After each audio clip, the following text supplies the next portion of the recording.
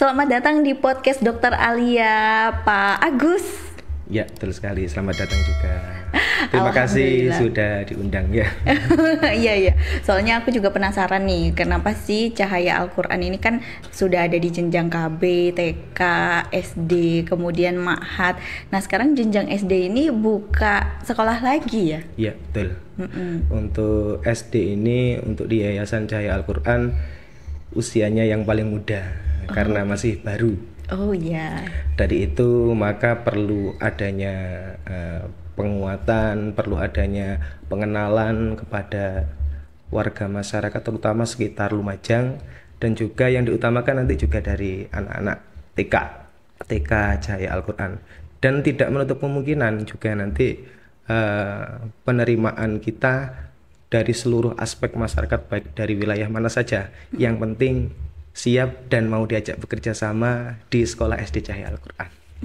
Jadi ini SD Cahaya Al-Quran ini masih baru ya? Karena kan untuk jenjang SD itu yang saya tahu itu Sekolah Quran dan Sains, SQS Cahaya Al-Quran. Oh iya, di SQS dengan SD beda. Karena kalau di SQS itu lebih kepada PKBM, artinya naungannya beliau itu informal. Sedangkan untuk SD Cahaya Al-Quran ini namanya SD nggih, jelas langsung formal.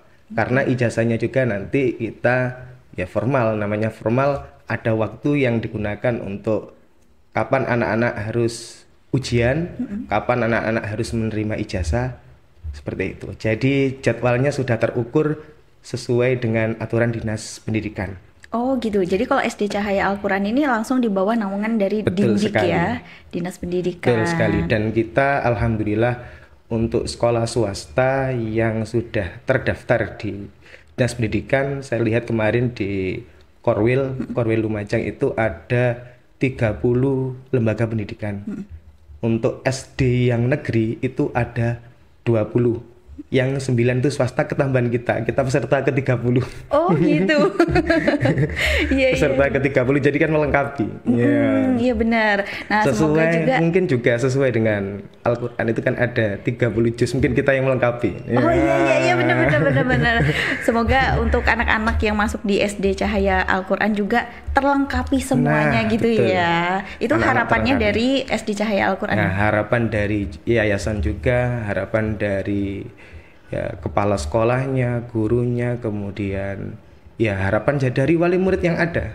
Dari wali murid yang ada itu kepingin sekolah yang formal, maka dari itu salah satu latar belakang berdirinya SD Cahaya Al-Quran itu karena adanya minat dari warga sekolah yang ada di yayasan itu, dari TK-nya kepingin yang ada formal. Nah, jadi ada dua pilihan, misalkan bundanya atau ayahnya kepingin murni untuk belajarnya itu tentang tahfidz saja, tentang Al-Quran saja, nanti bisa di PKBM SQS Cahaya Al-Quran. Tapi kalau untuk yang kepinginnya formal, nanti bisa masuk ke SD Cahaya Al-Quran, dan tidak mengurangi dari niatan untuk mempelajari Al-Quran juga sesuai dengan namanya Cahaya Al-Quran. Berarti di situ anak-anak akan disinari dengan cahaya-cahaya Al-Quran.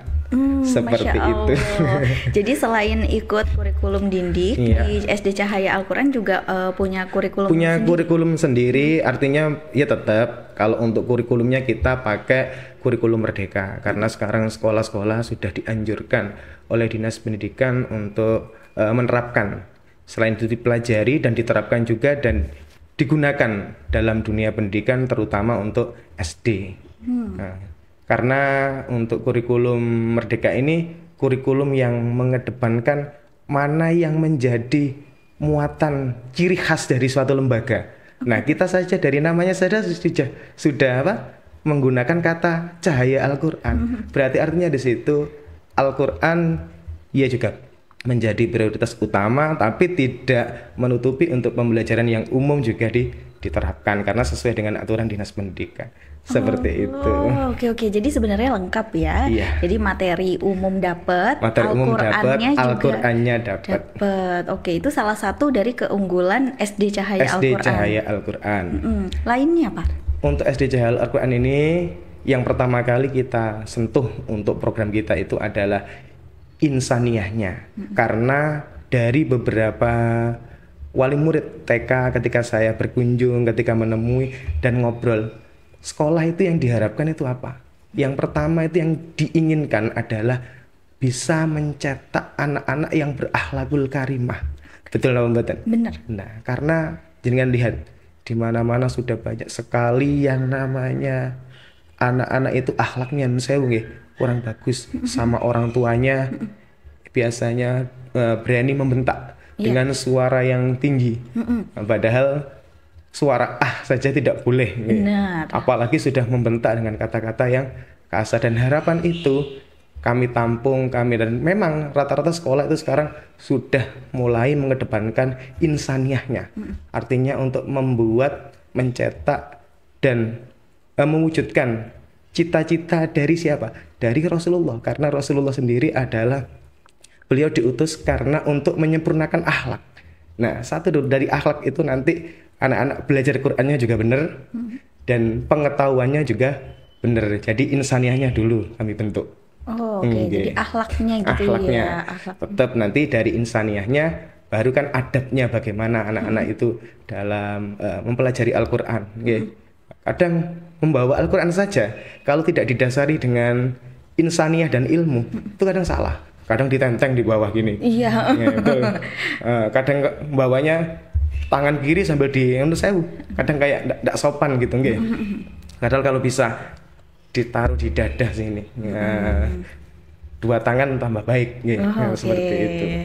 Itu yang benar ya. Itu dasar saja. Dasarnya ya. Dasar Soalnya memang saja. Dari kecil itu memang harus diajari dasarnya dulu betul gitu sekali. ya, Pak. Betul sekali. Kadang ada orang yang sedang membaca Al-Qur'an, tiba-tiba ada anak yang lewat saja di depannya. Nah, padahal itu salah. Apalagi urusan dengan yang sholat.